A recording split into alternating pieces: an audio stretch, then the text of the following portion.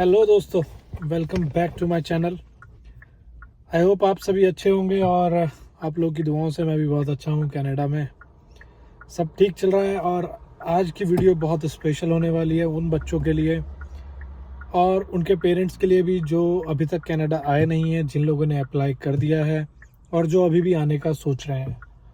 क्योंकि आप लोग को पता है कि लास्ट 1-2 ईयर से कनाडा में किस तरीके से सिचुएशन चल रही है काम को लेके, और बहुत सारे जो इमिग्रेशन रूल्स चेंज हुए हैं तो उसमें कुछ कोर्सेज़ हैं जिनको लेके काफ़ी सारी चीज़ें चल रही हैं कि क्या वर्क परमिट मिलेगा नहीं मिलेगा, क्या उन कोर्सेज़ की यहाँ पर अब वैल्यू रह गई है या नहीं रह गई है, और कोर्स ख़त्म होने के बाद जो फील्ड जॉब हम कहते हैं कि कोर्स रिलेटेड जो हमने स्टडी करी है उसकी जॉब का क्या होगा।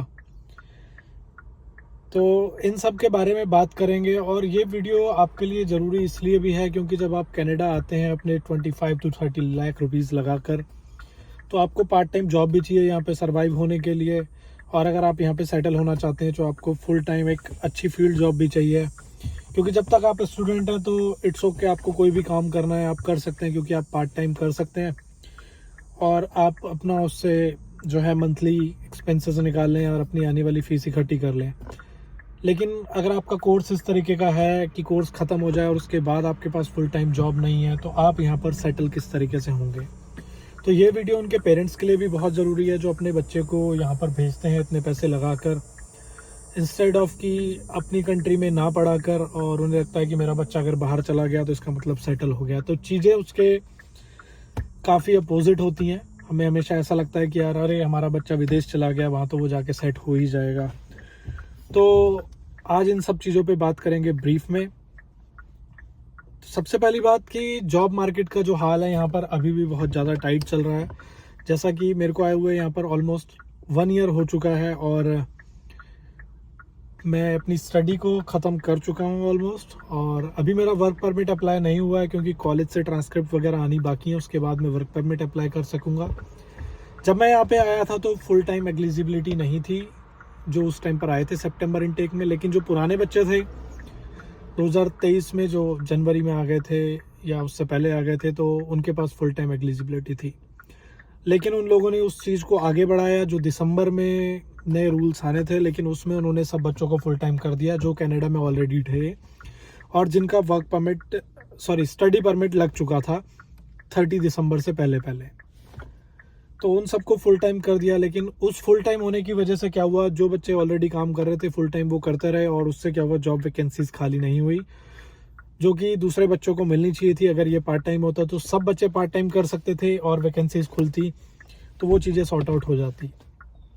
लेकिन वो चीज़ें कंटिन्यू हुई, बहुत कम लोगों को जॉब मिल रही थी। रेफरेंस आपके पास बहुत तगड़ी होनी चाहिए क्योंकि जितनी भी यहाँ पे कंपनीज़ हैं वो एक थर्ड पार्टी को एक कॉन्ट्रैक्ट देती हैं। वो कंपनियाँ जिनको एजेंसीज बोलते हैं वो रजिस्ट्रेशन करते हैं और आपको जॉब दिलवाते हैं अलग अलग कंपनियों में जो भी तरीके का वर्क होता है लेबर जॉब मार्केट में। और फील्ड जॉब में घुसना इतना आसान नहीं होता है जब तक आपके पास कोई एक्सपीरियंस नहीं है या आपके पास कैनेडियन एक्सपीरियंस नहीं है, अनटिल अनलेस कोई आपकी बहुत बड़ी सोर्स नहीं है। तो ऐसा ही मेरे साथ भी हुआ, जॉब ढूंढना बहुत मुश्किल हो गया था। तो हफ्ते में 2 दिन एक जॉब मिली, वो मैं कंटिन्यू कर रहा था, अभी तक करते आ रहा था। और उसके बाद जब से मई स्टार्ट हुआ तो उन लोगों ने फिर से पार्ट टाइम कर दिया, तो 20 आवर्स कर दिया। तो मतलब आप दो जॉब मीन्स 2 डे की जॉब से यानी पार्ट टाइम के साथ आप सिर्फ यहाँ पे सरवाइव कर सकते हैं, उसमें आप अपने सेमेस्टर की फ़ीस इकट्ठी नहीं कर सकते।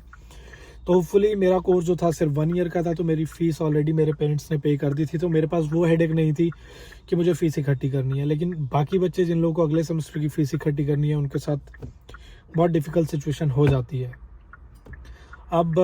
अब जो सितंबर इनटेक में बच्चे आ रहे हैं तो उनके पास ये बेनिफिट है कि वो 20 की बजाय 24 आवर्स कर सकते हैं, यानी 8 घंटे की 3 शिफ्ट लगा सकते हैं, जिसके साथ वो थोड़ी सी मनी सेव कर पाएंगे अगर उन लोगों को काम मिल जाता है तो। अब जॉब मार्केट की बात करें तो यहाँ पे जॉब की सिचुएशन इतनी टाइट है कि अगर आप किसी एजेंसी पर रजिस्ट्रेशन के लिए जाते हैं तो वो रजिस्टर नहीं कर रहे हैं अगर आप स्टूडेंट हैं तो, क्योंकि वो लोग हमेशा देखते हैं अब कि कोई वर्क परमिट पे है जो फुल टाइम कर सकता है, पार्ट टाइम वालों को वो हायर नहीं करते हैं। रिसेंटली रिफ्यूजी केस इतने बढ़ गए हैं और जितने भी इमिग्रेशन वाले हैं वो रिफ्यूजी फाइल जब फाइल करते हैं तो उन लोगों को वो काम ढूंढ के देना होता है क्योंकि उनका भी वर्क परमिट होता है। तो ऐसा मैंने सुना है कि अगर कोई कंपनी रिफ्यूजी बंदे को हायर करती है तो उसको इमिग्रेशन वाले जो हैं कुछ पैसे ऑफर करते हैं, तो वो फिर स्टूडेंट को क्यों ही रखेंगे। अगर इमिग्रेशन वाले जब आपको कुछ $1000 दे रहे हैं एक रिफ्यूजी बंदे को हायर करने के लिए, तो ये सब एक तरीके का स्कैम चल रहा है। कहाँ तक सही है कहाँ तक नहीं, लेकिन ऐसा मैंने सुना है काफ़ी लोगों से, एक दो मैं रिफ्यूजी लोगों से भी मिला हूँ। और स्टूडेंट्स यहाँ पर इतने परेशान हो रहे हैं इस टाइम पे कि वो अपनी फ़ीस के लिए इस बार फिर से अपने पेरेंट्स पे डिपेंडेंट हो चुके हैं अगले सेमेस्टर की फ़ीस के लिए। तो इस तरीके से यहाँ पे मार्केट चल रही है। अगर आप आ रहे हैं तो बहुत पेशेंस के साथ रहिएगा। 6 महीने अगर 8 महीने आपको काम नहीं मिलता है तो आप घबराना मत, क्योंकि ये पॉसिबल है। बहुत सारे बच्चों को मैं अभी भी जानता हूँ जो सिर्फ एक शिफ्ट पे जी रहे हैं या 2 शिफ्ट पे जी रहे हैं मैक्सिमम, अपनी जीआईसी ख़त्म कर चुके हैं और अगली फ़ीस के लिए पेरेंट्स पे डिपेंडेंट है। तो ये आज की सच्चाई है यहाँ पर।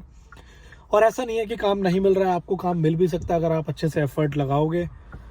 आप आके कैनेडियन मार्केट को समझोगे और आप अपनी स्ट्रेटजी के साथ चलोगे तो आप जॉब ले भी सकते हो। इंस्टेड ऑफ अगर आप घर बैठे हो, अगर आप सोच रहे हो कि मैं ऑनलाइन अप्लाई करता जाऊँ इंडीड पे, लिंक्डइन पे, तो शायद आपको जॉब ना मिले। तो आपको मार्केट में जाना होगा, आपको घूमना होगा, आपको अपना फ्रेंड सर्कल बनाना होगा, नेटवर्क बनाना पड़ेगा। जो ऑलरेडी काम कर रहे हैं उनके साथ मिलना पड़ेगा कि यार कहीं वैकेंसी निकलती है तो वो आपको लगवा सकें। और अगर आपके क्लासमेट को काम मिल जाता है तो कहीं ना कहीं आप यार फुट इन करने की कोशिश करो। अगर आप एक बार किसी जगह पे घुस जाते हो तो आप एडजस्ट हो सकते हो, काम ढूंढ सकते हो। बट ऐसा भी है, रिसेंट इंसिडेंट में आपको बताता हूँ कि कई बार आपको कंपनी वाले कहते हैं कि हाँ हम आपको हायर कर रहे हैं, आपको मेल करेंगे कि आपकी शिफ्ट इस दिन से स्टार्ट हो रही है, और हो सकता है कि एक दिन पहले आपके पास मेल आ जाए कि यार अभी शिफ्ट अवेलेबल नहीं है क्योंकि हम लोगों के पास काम कम है तो आपको शिफ्ट नहीं मिलेगी। तो वो इस तरीके से आपको एक हफ्ता लटकाएंगे और उसके बाद रिस्पॉन्स देना बंद कर देंगे। तो ऐसी चीज़ें भी यहाँ पर हो रही हैं। होपफुली आप जब कनाडा आएंगे, हो सकता है कि आपका कोई रिलेटिव, आपका कोई ब्रदर आपके लिए ये चीज़ें पहले से करके रखे। कोई जॉब अगर उसकी कंपनी में या उसकी साइट पर अवेलेबल है तो वो आपको रेफरेंस दे के आपकी जॉब लगवा दें।